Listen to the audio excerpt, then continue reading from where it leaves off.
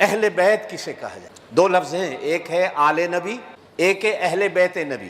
دو لفظ عام طور پر یہ استعمال ہوتے ہیں۔ اہل بیت کون ہے؟ جن کا معنی بنتا ہے گھر والے۔ حضور صلی اللہ علیہ وسلم نے ارشاد فرمایا میری اہل بیت کشتی نوح کی مثال رکھتی ہے۔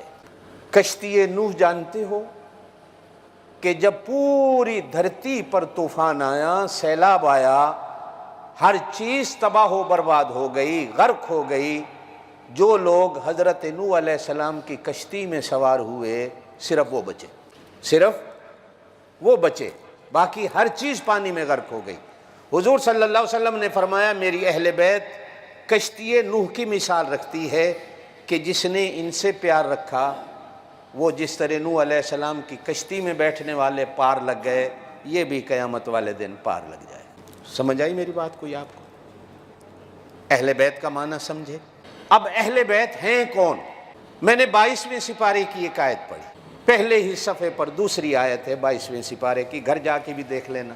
وَقَرْنَ فِي بُيُوتِكُنَّ، پیچھے بھی حضور صلی اللہ علیہ وسلم کی گھر والیوں کا ذکر آ رہا ہے سارا، یہاں اللہ پھر گھر والیوں کا ذکر کرتے ہوئے کہتے ہیں اے نبی کی گھر والیوں اپنے گھروں میں بیٹھی رہا کرو، وَقَرْنَ بیٹھی رہا کرو، فی بیوتکن اپنے گھروں میں، وَلَا تَبَرَّجْنَ تَبَرُّجَ الْجَاهِلِيَّةِ الْأُولَى، کہ جس طرح بغیر پردے کے عورتیں باہر بازاروں میں، شہروں میں، دیہاتوں میں گھومتی پھرتی تھیں، اس طرح اب تم نے نہیں گھومنا۔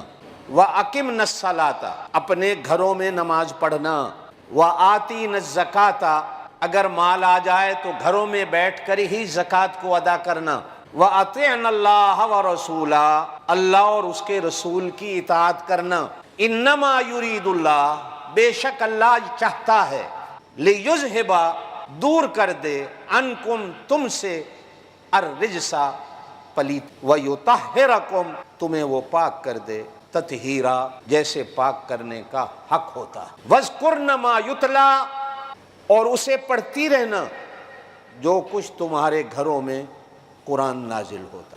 یہ اہل بیت کے بارے میں مشہور قرآن کی آیت ہے۔ اس سے آگے بھی پھر حضور کی گھر والیوں کا ذکر ہے، پیچھے بھی حضور کی گھر والیوں کا ذکر ہے، درمیان میں بھی حضور کی گھر والیوں کا ذکر، چلتے چلتے درمیان میں اہل بیت کا لفظ آ جاتا ہے کہ اے نبی کے گھر والوں اللہ تمہیں پاک کرنا چاہتا ہے جس طرح پاک کرنے کا حق ہوتا ہے، تم اپنے گھروں میں بیٹھی رہو۔ اس سے ایک بات تو معلوم ہوئی کہ اہل بیت میں سب سے پہلے گھر والیاں ہوتی۔ آپ کے ہاں بھی جب کوئی مہمان آئے تو آپ اس سے پوچھتے ہو گھر والوں کا کیا حال ہے، تو آپ کا کیا خیال ہے کہ گھر والوں میں آپ لوگ گھر والیوں کو شمار نہیں کرتے ہو؟ صرف اولاد کو شمار کیا جاتا ہے، یا صرف دوتروں کو شمار کیا جاتا ہے، نواسوں کو شمار کیا جاتا ہے، یا دامادوں کو شمار کیا جاتا ہے؟ بلکہ جب آپ اور میں بھی کسی سے پوچھتے ہیں آپ کے گھر والوں کا کیا حال ہے، یار میرے گھر آئے ہو گھر والوں کو ساتھ نہیں لائے ہو، گھر والوں کو بھی ساتھ لاتے، تو میں آپ سے پوچھ رہا ہوں، توجہ میری طرف رکھیں، میں آپ کے ذہنوں میں تھوڑی بات بٹھانا چاہتا ہوں۔ آپ سے کوئی کہے گھر والوں کو ساتھ کیوں نہیں لائے ہو، یا گھر والوں کا کیا حال ہے، تو ایمان سے ذرا سوچ کے کہنا کہ گھر والوں سے مراد سب سے پہلے گھر والیاں ہوتی ہیں، اس کے بعد اولاد ہوتی ہے، یا صرف اولاد ہوتی ہے، گھر والوں سے مراد گھر والیاں نہیں ہوتی؟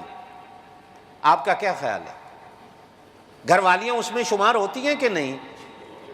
بلکہ گھر والیاں ہوتی ہیں تو اولاد آتی ہے، گھر والیاں ہوتی ہیں تو داماد آتے ہیں، اگر گھر والیاں ہی نہ ہوں تو اولاد بھی نہیں ہوتی اور داماد بھی نہیں ہوتے۔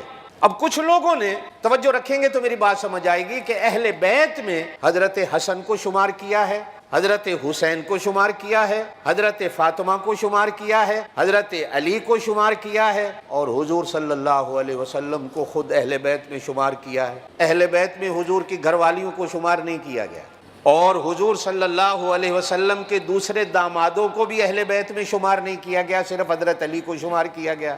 حضور صلی اللہ علیہ وسلم کے 3 داماد تھے، کتنے؟ کتنے؟ حضرت عثمان، حضرت عمر بن عاص بن ربیع، حضرت علی کرم اللہ وجہ، 3۔ باقی 2 کو اہل بیت سے نکال دیا گیا، حضرت علی کو اہل بیت میں رکھا گیا۔ حضور صلی اللہ علیہ وسلم کی 4 بیٹیاں تھیں، کتنی؟ حضرت زینب، حضرت رقیہ، حضرت ام کلثوم، حضرت فاطمہ۔ حضرت فاطمہ کو اہل بیت میں شمار کیا گیا، باقی 3 بیٹیوں کو اہل بیت میں شمار نہیں کیا گیا۔ حضور صلی اللہ علیہ وسلم کی 11 بیویاں تھیں، کتنی؟ جب آپ صلی اللہ علیہ وسلم نے اس دنیا سے پردہ فرمایا 9 زندہ تھی، کسی بھی بیوی کو اہل بیت میں شمار نہیں کیا گیا، جبکہ بیوی تو اہل بیت کی جڑ ہوتی۔ اگر تم جڑ کوئی شمار نہیں کرو گے تو اولاد کیسے اہل بیت میں آئے گی؟ اور اگر انصاف ہی کرنا ہے تو پھر 3 دامادوں کو اہل بیت میں شمار کرو، ایک داماد کو اہل بیت میں کیوں شمار کرتے؟ پھر اگلی بات مزے کی ہے کہ حضرت علی کے صرف 2 بیٹے نہیں تھے، حضرت حسن حسین، حضرت علی کے 11 بیٹے، کتنے؟ باقی 9 کو اہل بیت میں شمار نہیں کیا جاتا، 2 کو اہل بیت میں شمار کیا جاتا۔ حضرت فاطمہ رضی اللہ تعالیٰ عنہا کی اور اولاد بھی تھی، حضرت فاطمہ کو اہل بیت میں شمار کر لیا گیا ہے، دوسریوں کو اہل بیت میں شمار نہیں کیا گیا۔ اب ایک بات قرآن کی آیتوں سے پتہ چلی کہ اہل بیت میں سب سے پہلے گھر والیاں ہوتی، پھر اس کے بعد آگے اولاد ہوتی، پھر اولاد بھی ساری ہوتی۔ آپ کے 4 بیٹے ہیں، ایک کو آپ کا بیٹا مانا جائے، باقی 3 کو نہ مانا جائے، آپ کے ساتھ نا انصافی نہیں؟ آپ کی 4 بیٹیاں ہیں، ایک کو بیٹی کو شمار کیا جائے، باقی 3 کو آپ بیٹی نہ مانے، اہل بیت میں گنے نہیں، تو یہ زیادتی نہیں؟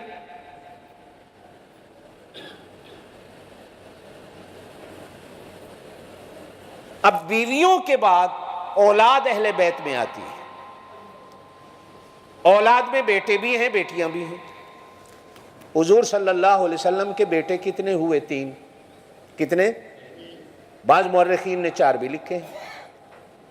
آپ سارے مسلمان ہیں، مجھے دکھ ہوتا ہے کہ آپ کو یہ بھی نہیں پتا حضور کے بیٹے کتنے تھے۔